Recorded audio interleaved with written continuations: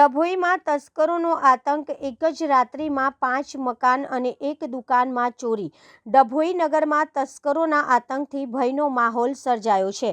ગત મોડી રાત્રે તસ્કરોએ શહેરના અલગ અલગ વિસ્તારોને નિશાન બનાવીને એક જ રાત્રિમાં 5 રહેણાંક મકાનો અને એક દુકાનના તાળા તોડી ચોરીને અંજામ આપ્યો હતો.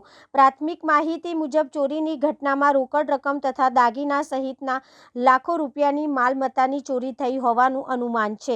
જોકે ચોક્કસ રકમ અને ચોરાયેલા સામાન અંગેની વિગતો તપાસ પૂર્ણ થયા બાદ જ બહાર આવશે.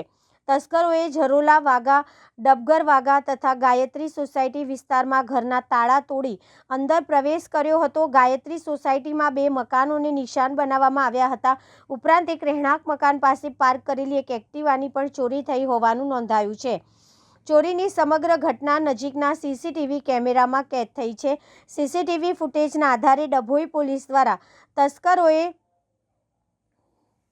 ઝડપી લેવાની તપાસ શરૂ કરવામાં આવી. ઘટનાની જાણ થતાં પોલીસ કાફલો તાત્કાલિક ઘટના સ્થળ પર પહોંચ્યો હતો અને એફએસએલ સહિતની ટીમોની મદદથી તપાસ હાથ ધરવામાં આવી છે. એક જ રાત્રિમાં અનેક સ્થળોએ ચોરી થતાં નગરજનોમાં ભય વ્યાપી ગયો છે. સ્થાનિક લોકો દ્વારા રાત્રિ દરમિયાન પોલીસ પેટ્રોલિંગ વધારવાની માંગ ઉઠી રહી